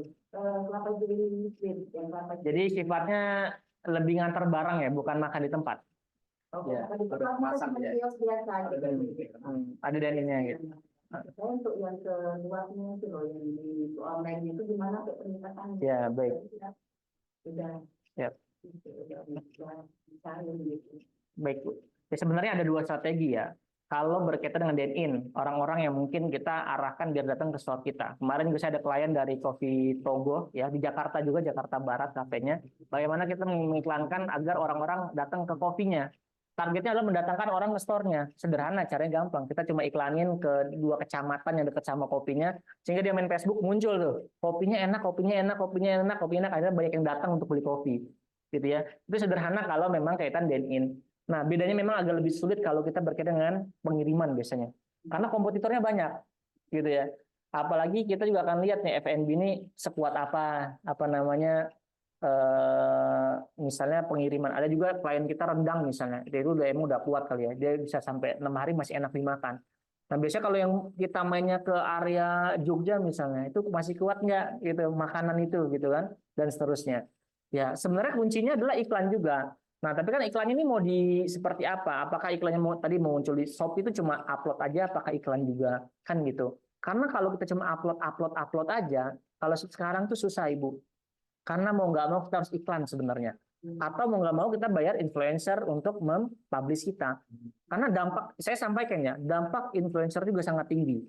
Jadi sangat tinggi banget. Ya, sangat tinggi banget. Kemarin kita pernah bukan influencer ya, cuma Instagram yang hits di Bogor, ya. Dia datang ke salah satu daerah namanya Cengal, di situ terkenal durennya. Jadi cuma buatin konten duren ya seharga 75.000, ramenya luar biasa. Padahal banyak yang kesel akhirnya. Kenapa? Akhirnya sampai sana, durannya 200.000, 140.000, nggak enak dan lain-lain. Tapi konteks itu yang buat viral, gitu ya. Nah, kesan pertamanya, walaupun itu musiman jadinya, sekarang udah sepi. Dulu sampai macet tempat yang dulu saya ada di situ juga, ada kantor di situ, tempatnya sepi. Sekarang macet banget. Tapi sekarang udah sepi lagi. Kenapa? Karena plastiknya nggak baik. Saya bilang ke masyarakatnya, kalau mau viralin harus istiqomah. Ya, jadi sebenarnya kadang-kadang perlu juga kita influencer. Tapi kan gimana pun kita akan hitungan nih. Bisnis kita kan influencer juga lumayan ya. Range-nya dari 1 juta sampai 90 juta juga ada gitu ya. Kalau yang udah puluhan juta gitu ya followersnya. Tapi kan kita mainnya yang sederhana-sederhana aja. Khususnya kalau memang pengiriman F&B-nya ini cuma main di daerah Bekasi ya, Ibu kan di Bekasi ya, Bekasi sekitarnya tuh, sekitar Bekasi apa? Depok ya, habis Bekasi, ya Bekasi, Depok, Jakarta, fokus aja di 3 kabupaten ini. Ya kalau sudah besar, ekspansi karyawan sudah banyak, gedein lagi. Jangan berpikir tentang hegemoni yang luas dulu, karena F&B itu memang idealnya harus main regional dulu. Termasuk mohon maaf ya, skincare pun ya, yang kalau Ibu mungkin saya nggak sebutin namanya, tapi ada di Palembang gitu ya, yang viral banget, flexing terus gitu ya. Penjualannya itu cuma di Palembang. Coba orang Jakarta nggak ada yang beli skincare dia. Karena dia main di daerah aja. Gitu ya, fokus di daerahnya aja. Nah, ini kita bicara data riset aja. Belum lagi bayar ini juga saya sebut ya karena saya ada datanya juga. Flexing skincare yang orderannya banyak banget. Sebenarnya dia bayar juga ke orang. Udah kalian order aja nanti kita kasih 10.000. Nanti yang dikirimin adalah bukan produknya tapi apa? Ya bungkus kosong aja. Tujuan mereka apa skincare itu? Biar seolah-olah yang beli banyak banget nih. Wow, udah sampai 2 miliar, 3 miliar sekali live dan lain-lain. Itu nggak murni, tapi dia ada grup Telegramnya, bayar orang tersebut untuk order aja. Kan payment dari kita, tinggal verifikasi aja. Karena nggak pakai marketplace. Kita cuma kirimin kertas kosong aja nantinya. Bisa kerjasama sama kurir, sederhana. Tujuannya adalah flexing agar grow-nya seolah tuh, wah skincare kita ini nih, yang awalnya nggak beli, wah pengen beli nih. Bayangin sehari les 3 miliar gitu. Ya, waktu omset itu sebagiannya pasti itu orang flexing aja, orang-orang piruan aja. Ini kalau dapurnya digital marketing tuh kejam sebenarnya. Ya. Nah, ini contoh-contoh aja Ibu. Ya, jadi kalau kita main makin dalam lagi biasanya wah makin tahu nih gitu. Iya. Ada itu grup Telegram dibayar mereka, ya. Masuk review yang bagus. Ya, review yang bagus ini itu ya orang pasti paham lah. Ya itu ya. Itu ya kategori ya. FNB itu ya, good ya. Jadi ya, tadi kan kalau di itu ada bahas iklan FNB itu berkaitan dengan penjualan makanan gitu ya, food and drink. Jadi yang kaitan dengan Makanya kita tadi bingung kan. ya, jadi kalau di digital itu kita kan kategori kan. Jadi kalau kategori digitalisasi itu kaitan dengan makanan disebutkan F&B, bisnis-bisnis lah gitu, seperti bisnis makanan dan minuman. Ya. Ya, jadi gini Mas Anda. Oh, siap Pak. Ini kita sudah masuk di dalam ya kan digital marketing. Kapan kita untuk bisa mengatakan ini dituliskan? Kenapa? Gitu kan? Bla bla bla bla. Dan ini harus diberhentikan karena kalau ini ditulis capek aja. Hasilnya nggak bakalan ada usahanya. Iya usahanya gitu loh. Baik Kenapa Pak. gitu? Ada kriteria yang mungkin masyarakat bisa sampaikan kepada audiens. Baik Pak. Ya, terima kasih Bapak. Sebenarnya tolak ukur usaha itu harus riset. Ya, dan riset itu investasi memang. Karena di dalam riset itu kita bisa tahu ini akan berhasil atau akan gagal. Contoh, kita baru punya launch produk nih. Produknya macam-macam ya. Mungkin saya sebut produk yang sederhana deh, misalnya karena tadi nilainya Tupperware deh gitu ya. Kita coba dulu iklan misalnya 1 juta rupiah. Ini interestnya kayak gimana nih? Gitu ya. Yang WA-nya berapa leads-nya? Contoh misalnya saya iklan properti misalnya, ini contoh aja ya. Saya karena banyaknya di properti sebenarnya. Iklan misalnya saya biasa iklan itu sehari bisa 10 juta, 5 juta. Iklan per hari. Ya, dari 5 juta ini dapat misalnya 200 leads. Leads itu maksudnya Ibu dan Bapak pesan yang masuk ke admin kita. Gitu ya. Dari closing itu cuma 3 yang closing, ya. Anggap sehari habis 5 juta, ya, yang chatting 200 orang, yang closing cuma 3. Tapi ini properti ya. Bukan produk retail yang 100-an ribu, ya. Untung nggak? Untung banget, ya. Karena dia biaya marketing properti itu 5%. Jadi kalau rumahnya 600 jutaan, udah 30 juta sekian lah. Dia cuma ngabisin iklan 5 juta tapi dapat 3 closing dengan benefit yang besar. Nah ini, wah ternyata udah bagus nih hasilnya. Kita lanjutkan terus iklannya, push gede-gedean. Sama, nanti kita akan misalnya mau jualan kue, F&B, atau misalnya jualan baju. Kita cek dulu. Ya, kita ramaikan dulu di media sosial, kita set up dulu iklan besar-besaran. Oh ternyata sebulan ini dengan analisis kita dapat sekian. Masih masuk nggak Bu HPP-nya? Karena nanti dalam bicara digital marketing dihitung HPP-nya. HPP produk, HPP iklan, HPP mungkin kalau ada karyawan set up, kerjasama dan lain-lain. Oh masih masuk, lanjutin.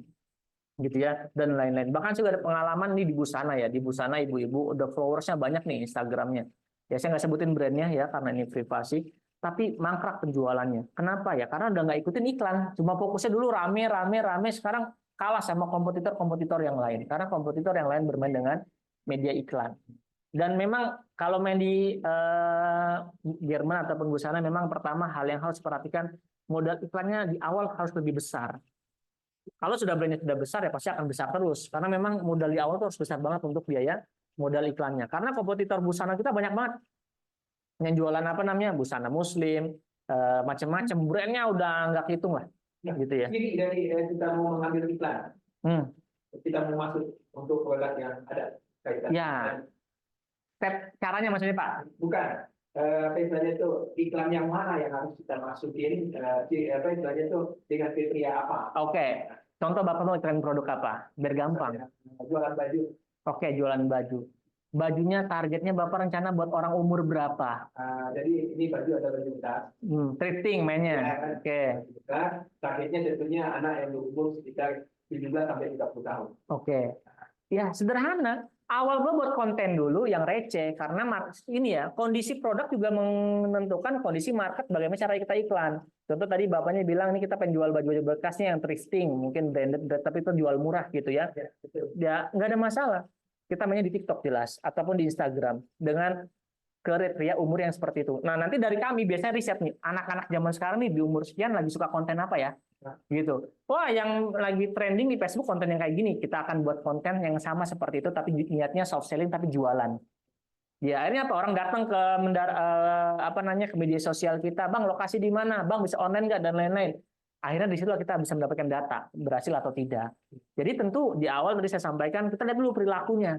Jadi iklan itu sekarang nggak bisa, misalnya guys suka baju nggak bisa. Kita harus tahu dulu nih perilaku pasar kita, targetnya umur sekian sampai umur tadi 30 tahun.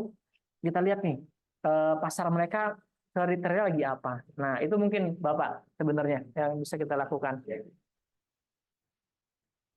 Ini mungkin saya jawab dulu yang di chat atau yang dari sini dulu. Ini pertanyaan cukup banyak juga di sini. Ini apa ada rencana koperasi membuat marketplace dan aplikasi seperti Gojek dan Grab? Terima kasih. Itu jawabannya yang jawab Pak Hendri itu kayaknya kalau buat kayak gitu-gituan. Ini silakan.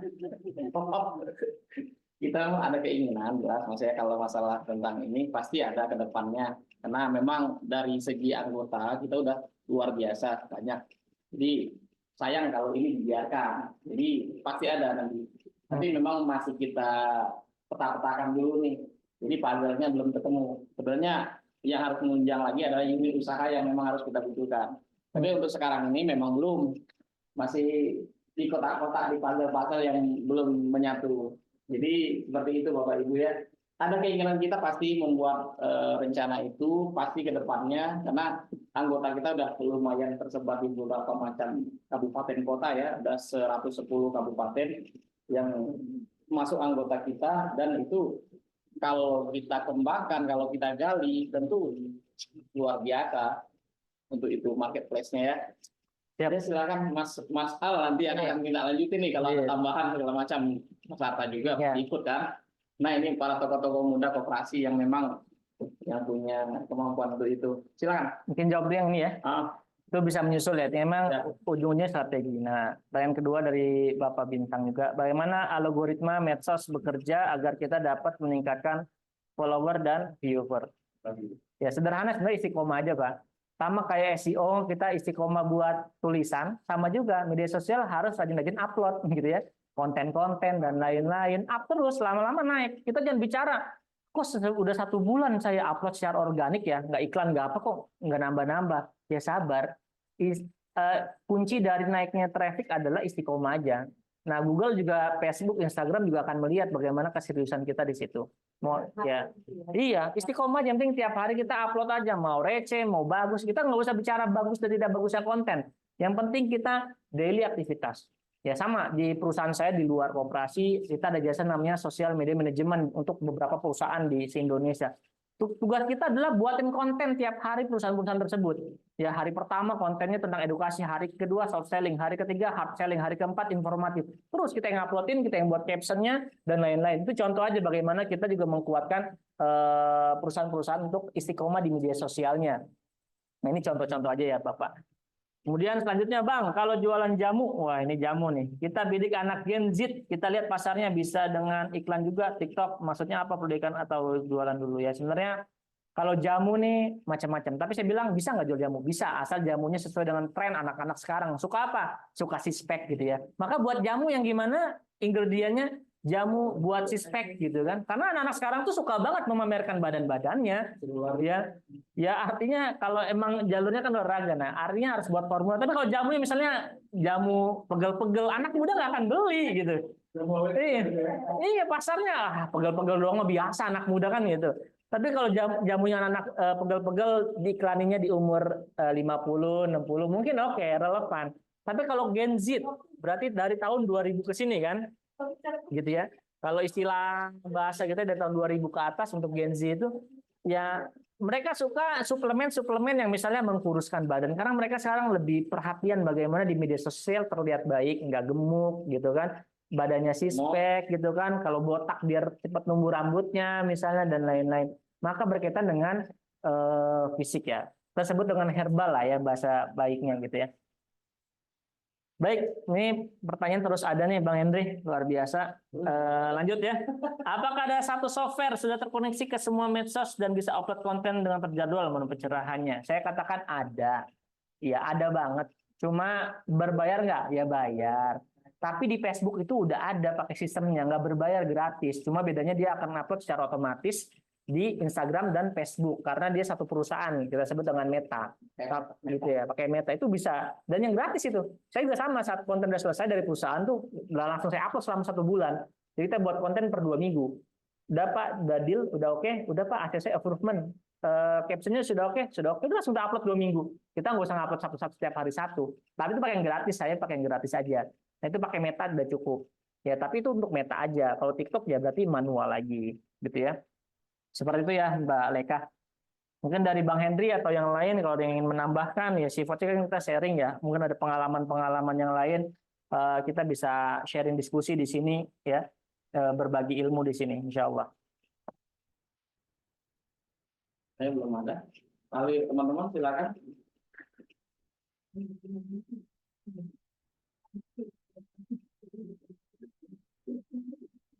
Kalau cukup nggak apa-apa banyak. Kalau cukup kita ya istirahat ya.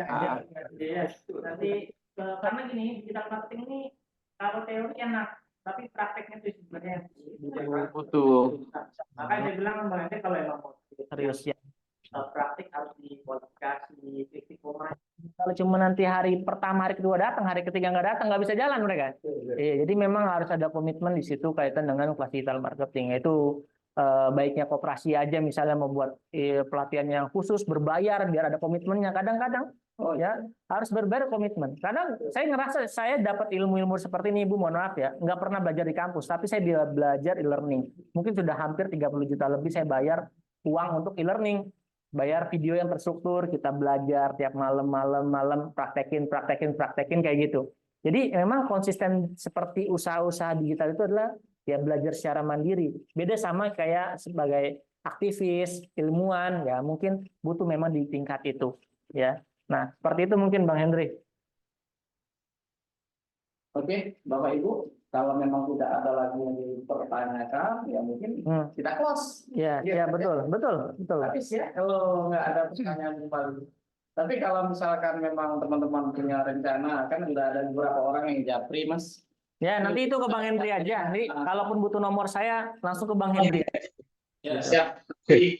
Masukan Kalau kita. mau undang Mas Hatta, nanti. Oke, masukan. Oke, silakan. Buat ini demokrasi kita. Saya sih berharap gini, ketika ada kegiatan seperti ini, nanti selanjutnya itu jangan menjadikan ini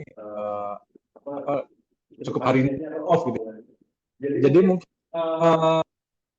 ini bisa push namanya email supaya ada mau kasih itu di email. Kita nggak ngomongin WhatsApp ya. Kalau WhatsApp itu kebanyakan dia asing nih dari setiap orang di grup WhatsApp itu. Saya nggak perlu. Satu. Yang kedua adalah ketika ada grup yang tempatnya itu membahas sesuatu yang penting-penting, dia akan diam semua. Jadi mungkin kalau dia malu di situ, kita buka aja email, Bang. Jadi email itu fungsinya ketika tadi ada pertanyaan nih yang tadi masih mau disampaikan tentang nafas atau dibilang pura-pura atau gimana. Kayak tadi kan saya juga memberikan supaya teman-teman juga tahu kan, walaupun saya misalnya ya sedikit paham lah, walaupun semuanya ya, karena bukan bidang khusus dalam hal digital marketing gitu. Artinya kita mau tanya mengenai kira-kira gimana sih untuk awalnya, cara mudahnya atau yang tadi disampaikan Uda dan Des nanti. Itu sebenarnya kan pasti banyak tuh di kepala dari teman-teman yang ada di forum ini, mau yang di audiens ataupun yang di luar, pasti ingin menanyakan hal-hal seperti itu gitu. Nah, maksudnya kalau misalnya nggak sampai, kita bikin emailnya itu interaktif aja, disebarin gitu kan. Apapun itu nanti kita bisa buat kegiatan berdasarkan dari masukan teman-teman tersebut gitu. Paling itu sih. Ya, mungkin tambahan dari saya. Demokrasi utama gitu ya. Karena kita udah ada narasumber akan, ya kan? Alangkah lebih baiknya ini doa, ya, untuk jadi program buat dia, buat di program sendiri, terutama untuk para anggota. Itu pasti, ya. Terus yang kedua, gitu kan, lakukan ini 1 atau 2 kali, ya kan? Untuk seperti ini, di langkah berikutnya, kumpulkan siapa yang mau, gitu kan, kasih training dengan tentunya peralatan yang bawa, itu apa-apa aja, bisa laptop atau apa. Dan pada waktu training itu dia masuk praktek. Untuk Itu ada khusus ya. Nah, begini juga. ini sangat bagus. Kenapa? Itu yang diharapkan. Kenapa? Ya tadi pertanyaan di semula tadi, mereka kepingin tapi nggak tahu caranya. Kalaupun tahu caranya, melanjutkannya bagaimana? Mau ngungkapinnya takut juga. Itu materi ya. Dari saya. Ini masukan ini bagus semua. Email memang kita sudah ada, nomor sentral koperasi juga ada, sebenarnya email koperasi ada, dan juga boleh ke pribadi atau saya langsung boleh. Yang ini tadi udah memang kita udah pikirin ke depannya bakal terus ini Mas Arta kayaknya. Ini banyak penggemarnya. Apa ya? Audiens kayaknya tertarik sekali sebenarnya dengan pengembangan digital.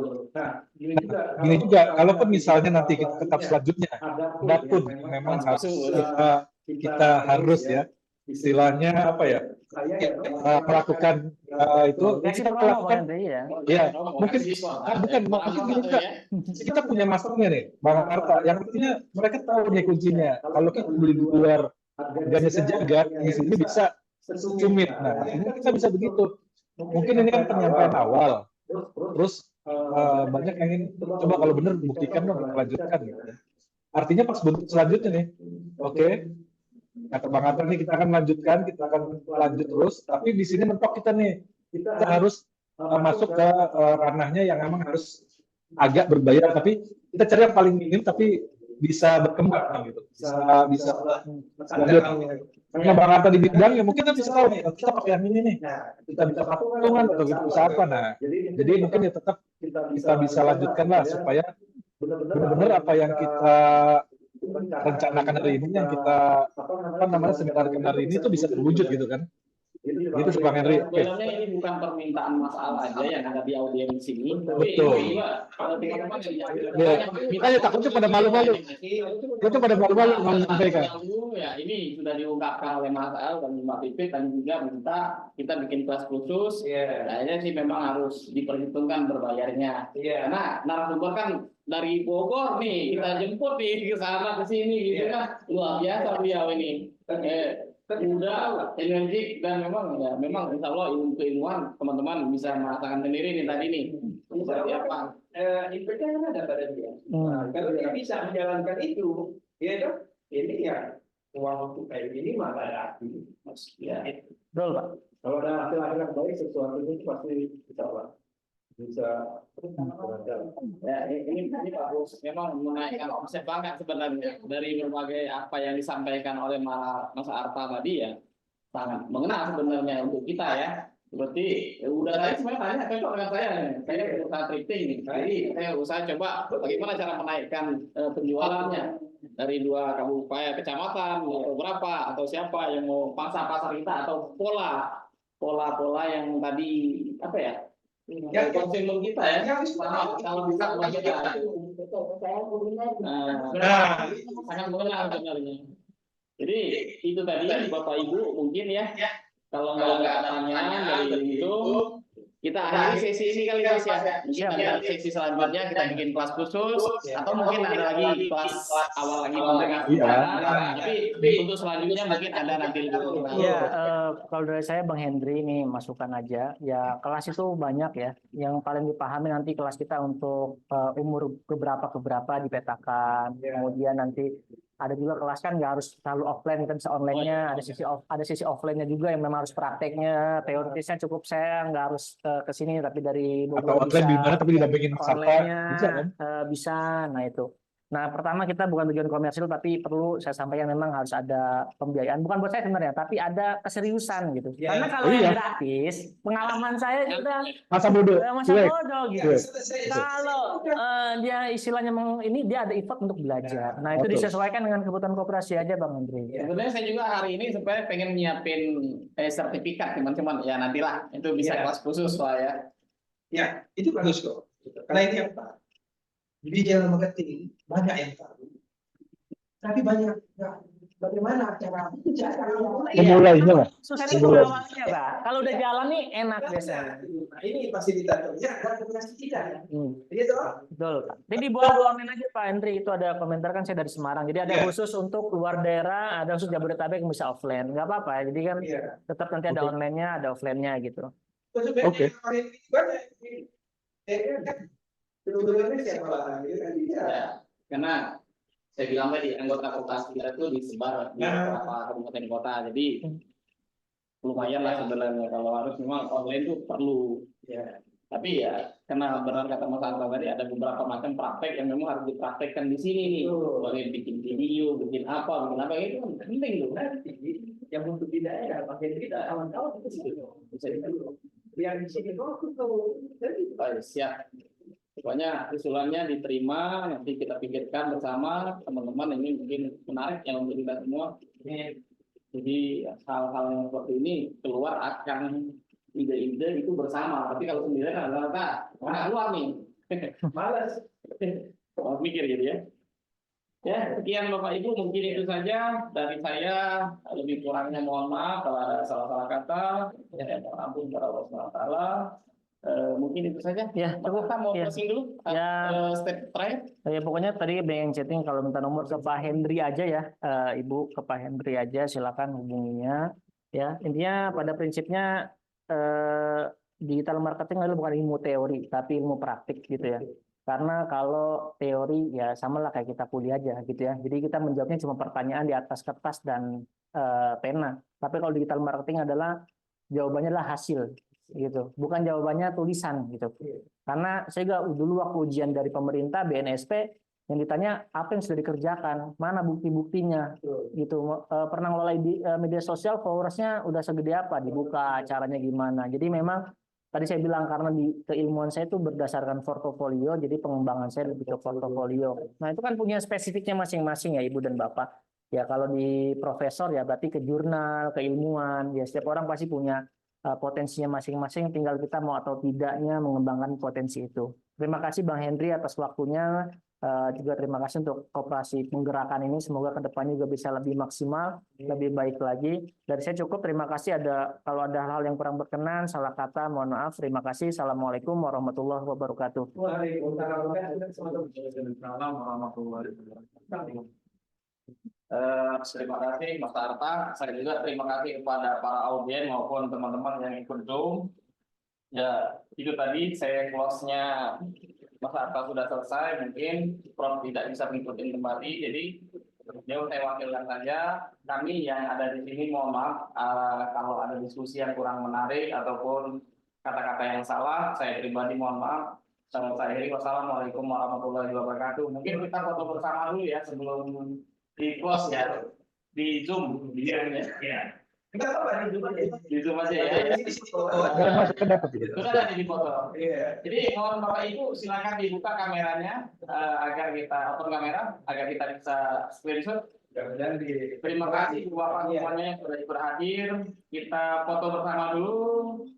Pak Joko, Mbak Yani, Mbak Mumul, banyak juga ternyata. Mbak Adel, mana Mbak Ini? Oh Pak Adel. Jadi gurem. Pak Desi, apa lagi? Oke, nanti saya halaman satu mau dibuka, Mbak Leka boleh? Mas Wawan, Mbak ini, siapa lagi? Oke, skill 1, 2, 3. Oke, satu halaman sudah, halaman kedua saya copy dulu. Halaman kedua Pak Joko lagi nih 1, 2, 3.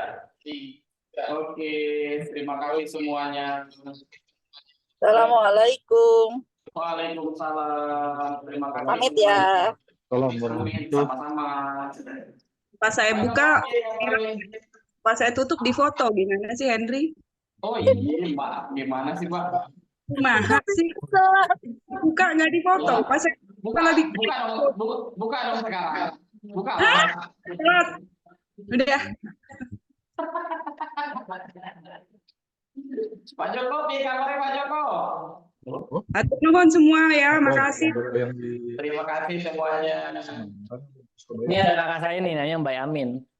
Teh Mbak sehat ya? Oh, Mbak Amin, Siti Amin ini ya? Iya, itu kakak saya Mas. Oh, siap. Luar biasa Kak Arta hari ini. Makasih banyak. Siap. Pak Arifudin, terima kasih ya. Pak Zain Mustafa, terima kasih.